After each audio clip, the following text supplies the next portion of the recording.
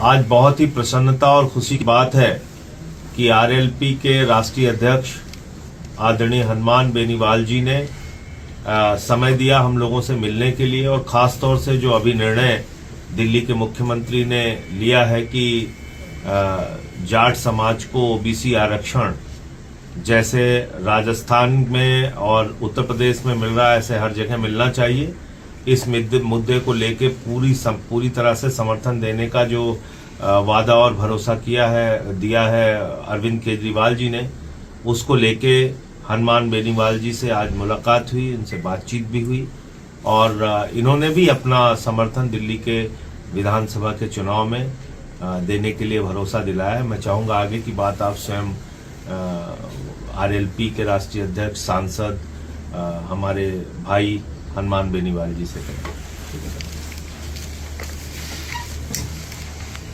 दिल्ली के अंदर जो चुनाव हो रहा है,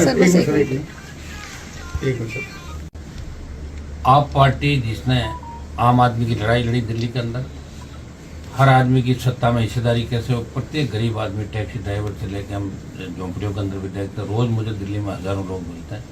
हर व्यक्ति दिल्ली की आप सरकार से खुश है, लेकिन केंद्र ने आप पार्टी की सरकार होते हुए भी इनके प्रमुख नेताओं को, मुख्यमंत्री सहित संजय सिंह जी जो मेरे भाई हैं बैठे हैं, साथ ही लड़ाई लड़ते हैं। इंडिया अलायंस का मैं भी पार्ट हूँ और इंडिया अलायंस का आप पार्टी भी पार्ट है। हमेशा आप पार्टी को दबाव के तहत इन्होंने हमेशा दिल्ली के विकास को ठप किया। भारतीय जनता पार्टी का बीजेपी कभी नहीं चाहती कि नई क्षेत्रीय पार्टियां, नए लोग इस राजनीति में आ गए, और नई ये कांग्रेस चाहती है कि नए दल आ गए। बस उनका काम है, उनका काम कैसे निकले और उसके बाद tata bye bye. Congress BJP का यही एजेंडा रहा है दिल्ली के अंदर। चूंकि राष्ट्रीय लोकतांत्रिक पार्टी इंडिया अलायंस के अंदर पार्टनर है, एलआई है, और दिल्ली में सब लोगों की, आरएलपी के नौजवान, हमारी कोर कमेटी की यही इच्छा थी। मुख्यमंत्री जी ने भी बात करी, संजय सिंह जी ने बात करी, हमारा भाईचारा आपस में अच्छा है। तो दिल्ली के अंदर आरएलपी के हजारों जो कार्यकर्ता राजस्थान से दिल्ली चुनाव में आप पार्टी को समर्थन देने के लिए पूरी आरएलपी पार्टी तैयार खड़ी है। मैं घोषणा भी करता हूं कि आरएलपी पार्टी बीजेपी और कांग्रेस के खिलाफ दिल्ली में आप पार्टी को समर्थन करती है। आपने यहाँ आम आदमी की लड़ाई लड़ी, गरीब आदमी की लड़ाई लड़ी, और जो निरंकुश सत्ता है दिल्ली की, जिस तरह दो व्यक्ति पूरे देश को चला रहे, उनके खिलाफ जो भी बोलता है ईडी और सीबीआई उनके घर पहुंच जाती है, उनको जेलों में ठूंस दिया जाता है, जमानत नहीं होती लंबे समय तक। और देश जिन हालातों से गुजर रहा है उसमें निश्चित रूप से बीजेपी और कांग्रेस दोनों जिम्मेदार है। उन्होंने शासन किया है देश के अंदर। आप पार्टी का मेरे से बीच में अलायंस की बात भी राजस्थान के चुनाव में चली, उस समय अगर चुनाव में अलायंस हम लोगों का हो जाता तो निश्चित रूप से राजस्थान की तस्वीर बदल जाती, लेकिन वो नहीं हो पाया। उसके बाद इंडिया अलायंस के अंदर हम लोग आए, और इंडिया अलायंस के अंदर जब आरएलपी राजस्थान में आई तो कांग्रेस ने 11 का जो सपना था उनका, 3 हम एक सीट पे थे, हमारी पार्टी को तोड़ा, फिर भी हमने कांग्रेस को सपोर्ट किया। और भी विधानसभा के अंदर बाई इलेक्शन थे, उसमें फिर अलग अलग राजस्थान के अंदर हो गए। लेकिन मुझे खुशी इस बात की है कि केजरीवाल जी ने जिस तरह जाट समाज के साथ साथ अन्य समाजों को, गरीब तबके को हमेशा आरक्षण की बात करना, सबको साथ रखना, और कोई व्यक्ति दूसरे को मुख्यमंत्री नहीं बनाता। मैंने देखा है नेताओं का हमेशा कि नेता खुद ही सब कुछ चाहते हैं, लेकिन इन्होंने एक संदेश दिया कि अपने आम कार्यकर्ताओं को भी मंत्री, मुख्यमंत्री तक ले जाना, उनको पहुंचाना, और प्रधानमंत्री से लड़ना। और गृहमंत्री, आज की तारीख में गृहमंत्री और प्रधानमंत्री से कोई लड़ लिया तो उससे बड़ा लड़ाका नहीं। और दिल्ली, पूरा देश दुआ कर रहा है कि दिल्ली में आप पार्टी जीते। अगर दिल्ली में आप नहीं जीती तो फिर ये निरंकुश शासन, अघोषित इमरजेंसी देश में कितने समय तक चलेगी। हमें तो ये भी नहीं बैठे बैठे फरमान कर दे मोदी जी कि वोट इन डालेगा कोई, क्या कर लेगा कोई, कैसे विरोध कर सकता है इनका, बताओ। और ये भी कह सकते हैं कि जो सोना है वो लोहा हो जाए, लोहा है वो सोना हो जाए, कौन बोलेगा इनको। जिस तरह नोटबंदी के अंदर इन लोगों ने किया था, ये नोटबंद कर दी, वो कर दी, तो कुछ भी हो सकता है देश के अंदर। अग्निवीर का विरोध हम लोग करें, आप पार्टी भी कर रही है। किसानों के लिए हम लोगों ने लड़ाई लड़ी, मैंने एनडीए के अंदर था, सत्ता छोड़ी, मंत्री पद को ठुकराया। संजय सिंह इस बात की गवाह है कि ये बॉर्डर राजस्थान दिल्ली वाला मैंने ही जाम किया, गुजरात आरक्षण आंदोलन के समय भी जाम नहीं हुआ था, और मंत्री पद को ठोकर मार के मैं सड़क पाया।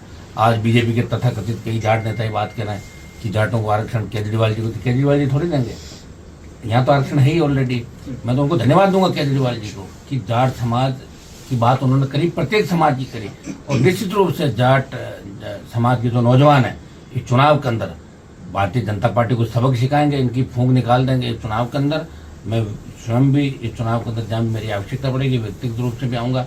और मैं तमाम समाज में, हम एक समाज की लड़ाई नहीं लड़ रहे हैं, हम पूरे किसान, जवान, गरीब, मजदूर, बढ़ती महंगाई और जो भी लॉ एंड ऑर्डर की व्यवस्था, उसमें हम हमेशा खुल के आम आदमी के लिए देश हित के अंदर सारे लोग बात करते हैं। बस बीजेपी ने कोई देश हित का ठेका नहीं ले लिया कि वही देशभक्त है, हम लोग नहीं है। तो इस चुनाव के अंदर इतने हो जाएगा। यहाँ चुनाव जीतते ही देश के अंदर एक नई ऊर्जा आएगी और निश्चित रूप से भारतीय जनता पार्टी को घर बिठाएंगे। और कांग्रेस पार्टी ने जिस तरह कई राज्यों के अंदर दोस्ताना निभाया, कांग्रेस को चुनाव लड़ना ही नहीं चाहिए दिल्ली के अंदर। कांग्रेस का सामान क्या दिल्ली में बताओ, लंबे समय से हम देख रहे हैं कि खाता ही नहीं खुल रहा है। तो कांग्रेस को बड़े भाई के नाते केजरीवाल जी को समर्थन करना चाहिए। अब कितनी बड़ी बेइज्जती होगी कांग्रेस की, जगह जगह जमान जब्त होगी, जगह जगह बेइज्जती होगी।